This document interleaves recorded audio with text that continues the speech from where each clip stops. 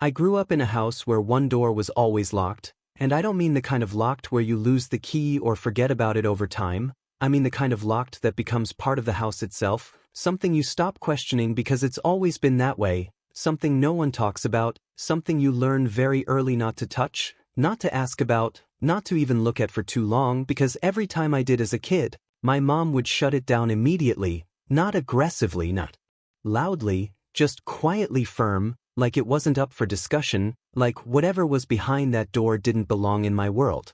It was at the end of the hallway, right across from my room, a plain white door with nothing special about it, no markings, no labels, no signs of anything unusual, and yet it stood out more than anything else in the house simply because it was the only thing I wasn't allowed to access, and when you grow up like that, your imagination fills in the blanks. At first it's harmless, maybe it's just storage, maybe it's old furniture, maybe it's something boring that adults don't want to deal with.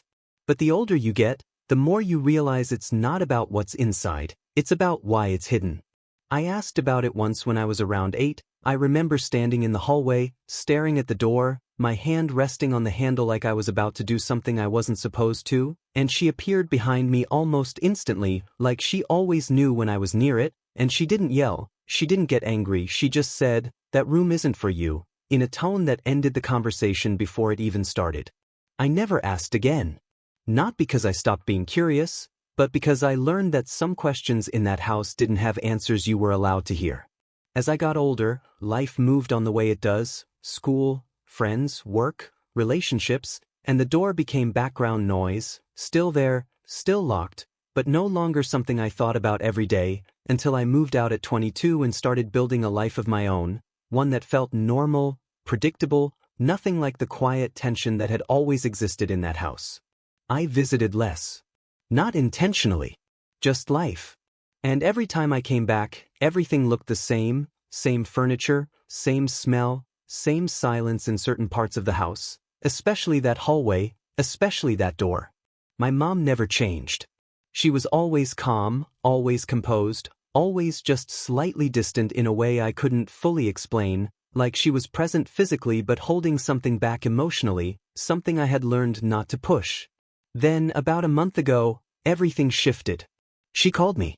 That alone was unusual. She never called unless it was important. Her voice sounded different. Not panicked. Not emotional. Just tired. "I need you to come home," she said. No explanation. No details. Just that. And something in the way she said it made me not ask questions. I went the next day. The house looked the same from the outside, but the moment I stepped in, I could feel it, that subtle change in the atmosphere, like something had already happened and I was walking into the aftermath of it. She was sitting in the living room when I arrived, hands folded, posture straight, like she had been waiting for hours, and when she looked at me, there was something in her eyes I had never seen before, something close to relief. "You came," she said quietly.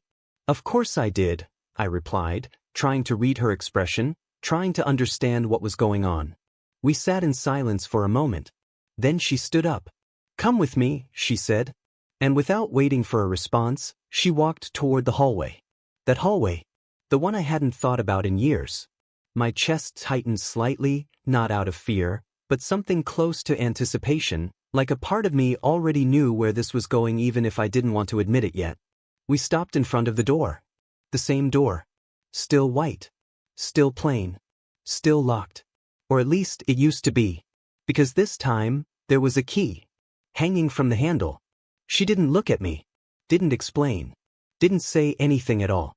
She just reached out, took the key, and placed it in my hand. And for a second, neither of us moved. "This is yours now," she said. I frowned.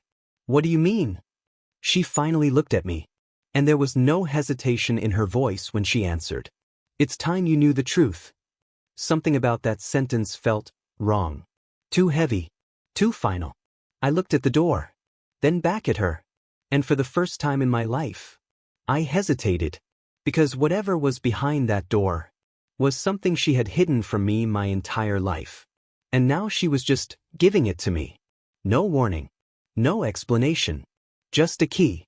I took a slow breath, stepped forward, and put the key into the lock, my hand steady even though my thoughts weren't, and as I turned it, I realized something I hadn't noticed before. The lock wasn't old. It was new. Recently changed. The door opened slowly. And at first, I didn't understand what I was looking at. It wasn't storage. It wasn't empty. It wasn't anything I had imagined as a kid. It was a room. Fully set up. Like someone had been living there. There was a bed. A desk. A mirror. Clothes. Pictures on the wall. And for a brief second, my brain tried to process it as something normal, something explainable, something that made sense in the context of everything I knew. Until I walked in and saw the photos clearly. They were pictures of me. Dozens of them. From different ages. Different moments. Some I recognized. Some I didn't. Some that looked like they were taken without me knowing. And in the center of the wall, there was one photo that made everything stop. Because it wasn't just me in that picture. There was someone else standing next to me. Someone who looked exactly like me. Same face. Same height. Same everything. And written at the bottom of the photo, in my mom's handwriting, were 3 words. Only one stays. I turned around slowly. My heart finally catching up to what my eyes were seeing. What is this? I asked. But my voice didn't sound like mine anymore. It sounded smaller. Uncertain. And when I looked at her, she didn't look surprised. She didn't look emotional. She just looked ready. Like this was the moment she had been preparing for all along. And then she said something that made everything worse. You weren't supposed to find out this way.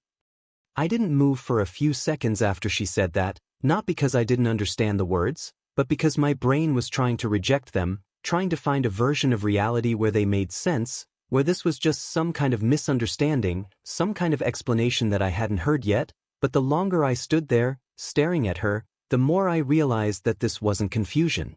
This was truth. And I just hadn't caught up to it yet. What do you mean, not this way? I asked, my voice steady on the surface but hollow underneath, like it didn't fully belong to me anymore. She didn't answer immediately. Instead, she walked past me. Into the room. Like she had done it 1,000 times before. Like this space didn't feel wrong to her. Like this was normal.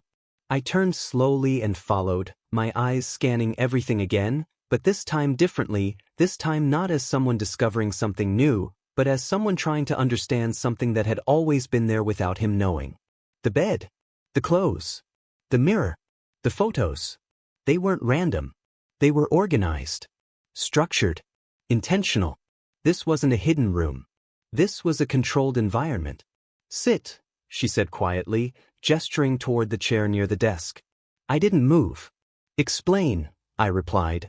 She looked at me for a long moment, like she was measuring something, like she was deciding how much I could handle, how much she was willing to say, and then she sighed, not heavily, not dramatically, just tired.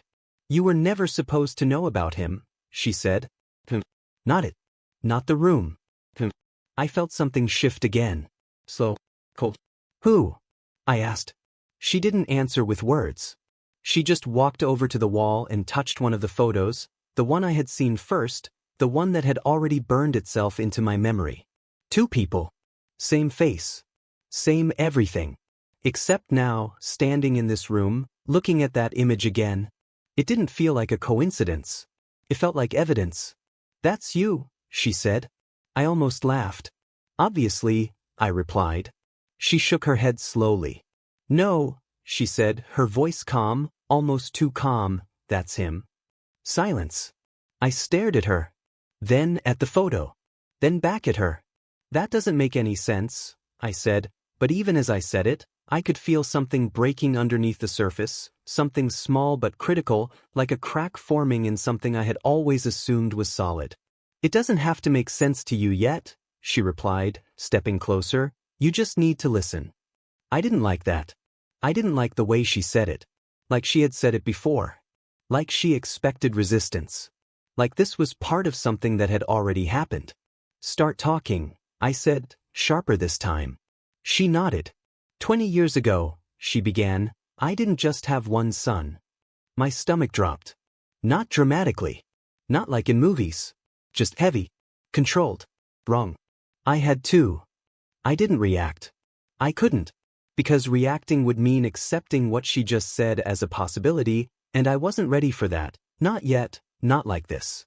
Twins, she continued, her eyes never leaving mine, identical. I shook my head slightly. No, I said quietly, I would know. Wouldn't I? Wouldn't there be photos? Memories? Something? You wouldn't, she said. And that's when the unease turned into something else. Because she didn't say it defensively. She didn't say it emotionally. She said it like a fact. You were too young, she added, and after everything changed. What changed? I asked. She hesitated. Just for a second. But I saw it. And that hesitation told me more than anything she had said so far. Which one stayed? She said finally. My chest tightened. Slow. Unavoidable. I looked back at the photo. At the two faces. At the small details I hadn't noticed before. And for the first time, I saw it. Not clearly. Not fully. But enough. There was something slightly off. Not different. Just not identical in the way I thought. A small difference in posture. In expression. In the way one of them stood slightly behind the other. Subtle. But real. Stop, I said, raising my hand slightly, not because I had heard enough, but because I was starting to hear too much, too fast, and my brain was struggling to keep up. She didn't stop. Something happened when you were 6, she said, her voice lower now, quieter, like she was stepping into something dangerous, an accident. My head snapped toward her. What accident? She didn't answer directly. Instead, she looked at me in a way she never had before. Not like a mother. Not like someone protecting me. But like someone evaluating me. You hit your head, she said slowly, hard. I frowned. I don't remember that. I know, she replied. And that's when it hit me. Not the memory. The absence of it. Because suddenly I started thinking about my childhood, about the gaps I had never questioned, the blurry parts, the things I had always assumed were just forgotten over time. But what if they weren't? What are you saying? I asked, my voice quieter now. She stepped closer. Too close. You started acting differently after that, she said, her eyes searching mine. Small things at first, but I noticed. My heart was beating faster now. Not out of fear. Out of something worse. She noticed too, my mom added. Who? I asked. She glanced toward the mirror. In the corner of the room. And for a second, I didn't want to look. But I did. And what I saw didn't make sense. Because for a brief moment, just a fraction of a second, I could have sworn the reflection moved slightly out of sync. I blinked. It was normal again. Just me. Just my face. Just my body. Exactly where it should be. But that moment, that tiny, impossible moment. You're starting to see it, aren't you? She said softly behind me. I turned slowly. No, I said immediately, too quickly, too defensive. No, I'm not. She didn't argue. She didn't push. She just nodded slightly. Like she expected that answer. Like she had heard it before. And then she said something that made everything worse. He said the same thing. Silence. What? I whispered. Her expression didn't change. When he realized, she said, he reacted exactly like you. My throat tightened. Where is he? I asked. And for the first time since this started, she smiled. Not warmly. Not kindly. Just knowingly. That depends, she said quietly. On what? I asked. She tilted her head slightly. On which one of you I'm talking to right now? I laughed. Not because anything was funny, but because it was the only thing my body knew how to do in that moment, that strange, hollow laugh that comes out when your brain is overwhelmed and doesn't know where to put the fear, the confusion, the pressure building up behind your eyes, and I shook my head, stepping back slightly, putting space between me and her like that alone could reset whatever this was. This isn't real, I said, more to myself than to her, like if I said it out loud enough times it would become true. This is. I don't know what this is, but it's not real. She didn't react. Didn't argue. Didn't try to convince me. She just watched. That was worse. Because if she had pushed back, if she had tried to explain, I could have fought it, I could have stayed grounded, But that silence, that calm, that certainty in her eyes, it made everything feel heavier. "Look at me," she said softly. "I didn't want to. But I did. Tell me something from your childhood," she continued. "What?" I frowned. "Anything," she said, "a memory." I hesitated. Not because I couldn't think of one, but because suddenly, I wasn't sure which ones were real. "I had a dog," I said slowly, the words coming out uncertain, like I was guessing instead of remembering, "when I was a kid." "What was his name?" she asked. I opened my mouth and stopped, because the answer didn't come. Not clearly. Not the way it should. I frowned, my chest tightening again. "I don't remember." She nodded, not surprised. "Try another one." I swallowed. "School," I said, forcing it out. "My first school." "What was it called?" I closed my eyes for a second. Nothing. Just fragments. Blurred images. Voices without faces. Hallways that didn't connect. "I don't know," I admitted, my voice lower now. "Exactly," she said. I opened my eyes. "What does that prove?" I snapped, frustration finally breaking through. "People forget things, that doesn't mean." "It means something happened," she cut in, not louder, just firmer, "and you weren't the same after." I shook my head again, pacing now, trying to shake the feeling crawling under my skin, trying to ground myself in something real, something solid, but every thought I reached for felt unstable, like it could fall apart if I looked at it too closely. "This is insane," I muttered, running a hand through my hair. "You're saying I had a twin, that something happened, and now what?" "What, not me?" She didn't answer right away. And that pause said everything. My stomach dropped again. "You're not answering," I said slowly. "I am," she replied. "No, you're not," I shot back, stepping closer now, anger mixing with something deeper, something more dangerous. "Because if you answer that, this whole thing either makes sense or it falls apart, and right now you're keeping it right in the middle." Her expression shifted slightly. Not guilt. Not fear. Just recognition. Like I had finally caught up to where she was. "Good," she said quietly. That word hit harder than anything else. Like this was progress. Like this was expected. "Then answer me," I demanded, my voice sharper now. "Which one am I?" Silence. A long one. And for the first time, she looked unsure. Just for a second. But I saw it. "You don't know," I said, my voice dropping, something cold settling in my chest. "You don't actually know, do you?" Her lips parted slightly. And that was enough. Because if she didn't know, then what the hell had she been doing all these years? "What happened after the accident?" I asked, my tone changing now, calmer, more controlled, because anger wasn't helping. I needed answers, real ones. "You said something changed. What changed?"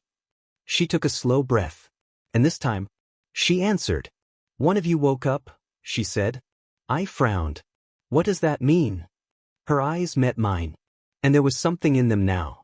Not certainty. Not control. Something closer to fear.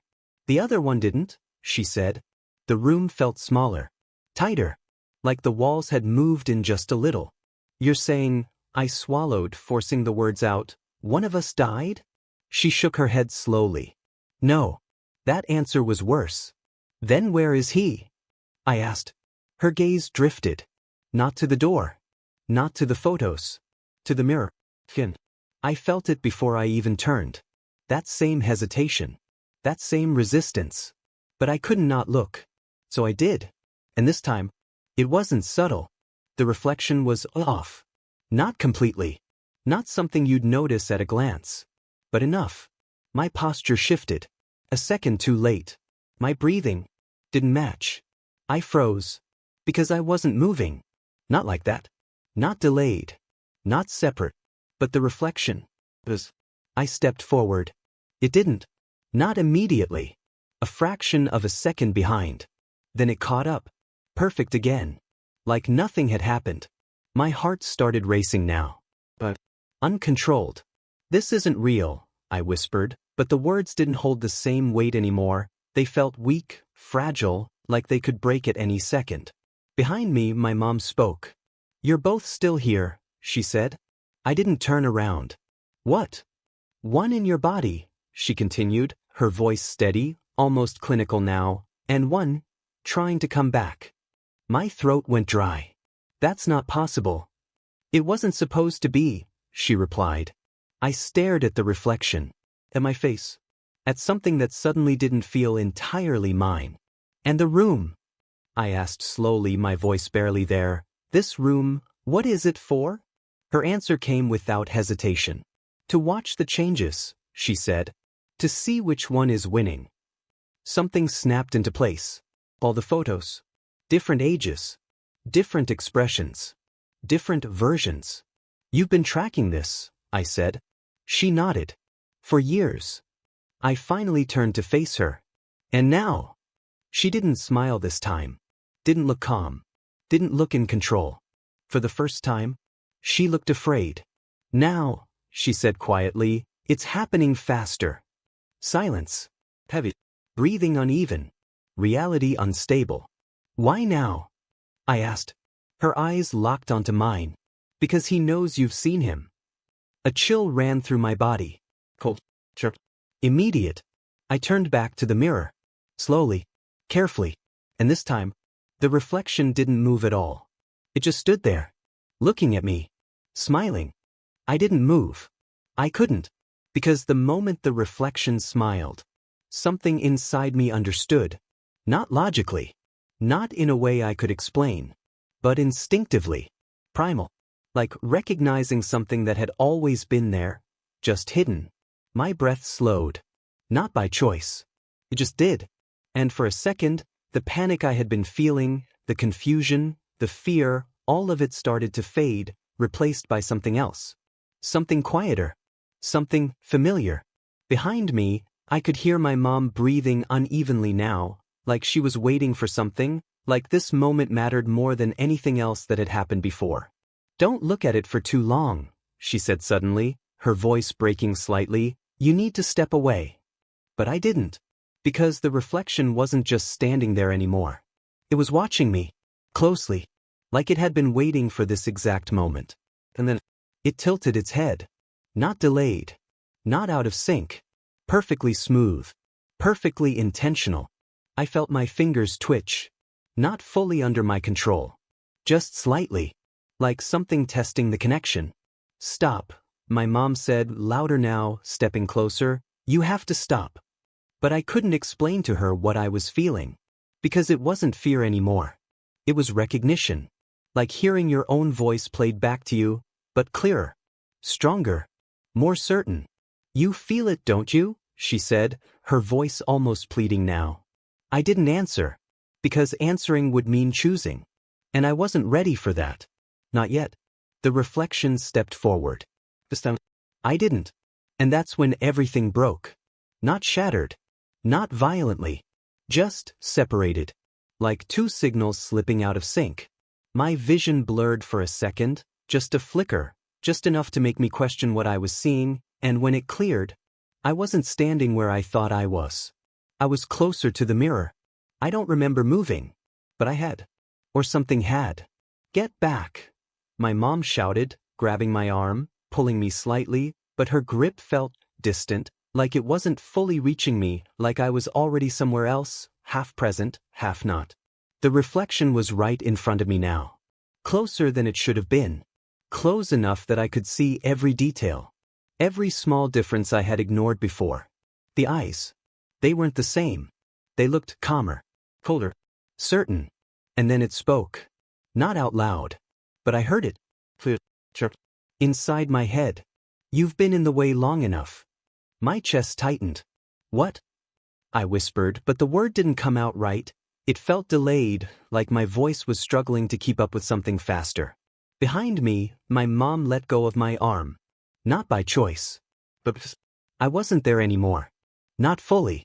I tried to keep him out, she said, her voice shaking now, not controlled anymore, not calm, just raw. I thought I had more time. That word echoed. Because suddenly, everything started connecting. The photos. The changes. The tracking. The way she looked at me. Not like a son. Like a result. You weren't watching both of us, I said slowly, my voice different now, steadier, deeper somehow. You were waiting to see which one would win. Her eyes filled with something close to horror. Yes, she whispered. And for the first time, I smiled. Not nervously. Not uncertainly. Just naturally. Because it made sense now. Everything did. The gaps in my memory. The inconsistencies. The feeling that something wasn't quite right. It wasn't because I was incomplete. It was because I wasn't supposed to be the one here. You should have ended it when you had the chance, I said, tilting my head slightly, mirroring the exact movement from earlier. She took a step back. No, she said, shaking her head. No, you're not. I am, I interrupted. Certain. Because now I knew. Or at least, I felt like I did. And that was enough. The room felt different. Sharper. Clear. Like everything had finally aligned. Behind me, the mirror stood still again. Normal. Just a reflection. Because it didn't need to move anymore. It didn't need to try. It was already here. My mom's breathing became uneven, panicked now, her eyes scanning my face like she was searching for something, anything that resembled the person she had raised. But she didn't find it. Where is he? She asked, her voice barely holding together. I paused. Just for a second. Not because I didn't know. But because I was deciding how to answer. And then I looked at her. Really looked at her. He's still here, I said softly. Her eyes widened. Where? I glanced past her. Toward the mirror. And for a brief moment. Just a flicker. There was someone standing there. Watching. Silent. Trapped. And then it was gone. I smiled again. And this time, it felt right.